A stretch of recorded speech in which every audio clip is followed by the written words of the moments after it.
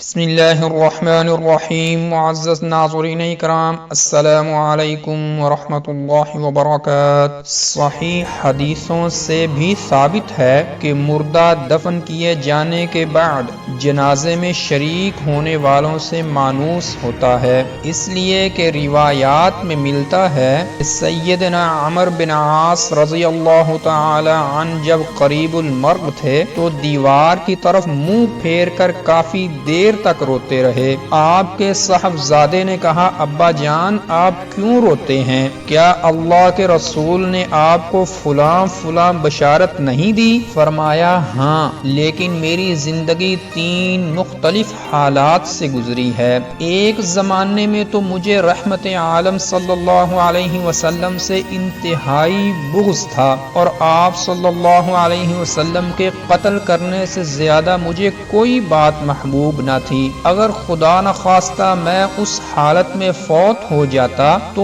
یقیناً جہنمی تھا۔ پھر جب اللہ نے میرے دل میں اسلام کی محبت پیدا کی تو میں نے آپ سے کہا کہ آپ صلی اللہ علیہ وسلم دست مبارک پھیلائیں تاکہ میں بیعت کر لوں، تو آپ صلی اللہ علیہ وسلم نے اپنا سیدھا ہاتھ پھیلا دیا، لیکن میں نے اپنا ہاتھ پیچھے کر لیا۔ آپ نے پوچھا، عمر کیا بات ہے؟ میں بولا ایک شرط ہے۔ فرمایا کیا؟ میں بولا شرط یہ ہے کہ میرے تمام گناہ معاف ہو جائیں۔ آپ نے فرمایا کیا تمہیں معلوم نہیں ہے کہ اسلام، ہجرت اور حج تمام سابقہ گناہ مٹا دیتے ہیں؟ سیدنا عمرو بن عاص کہتے ہیں کہ پھر میں نے آپ صلی اللہ علیہ وسلم کے ہاتھ پر بیعت کر لی اور دائرہ اسلام میں داخل ہو گیا۔ اب آپ مجھے سب سے زیادہ پیارے اور میری نگاہ میں سب سے زیادہ جلیل القدر تھے۔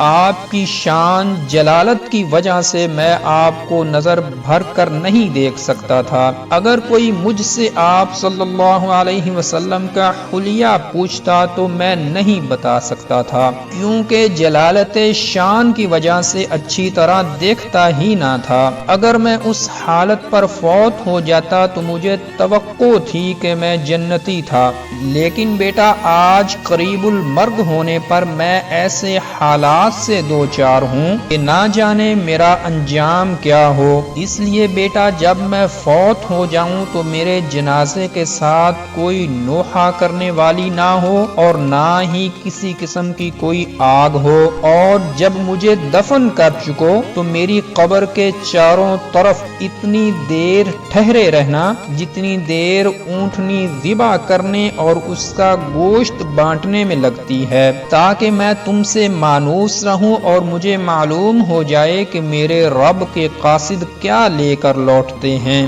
ناظرین اکرام، اس حدیث سے معلوم ہوا کہ مردہ حاضرین قبر سے مانوس اور خوش ہوتا ہے۔ معزز ناظرین اکرام، یہ تھی آج کی ویڈیو، اور اگر آپ اس انسان کے متعلق جاننا چاہتے ہیں کہ جو کسی قبر کو دیکھ کر یہ کہے گا کہ کاش یہ قبر میری ہوتی، تو اوپر آئی کے بٹن پر کلک کر کے دیکھ سکتے ہیں۔ السلام علیکم ورحمۃ اللہ وبرکاتہ۔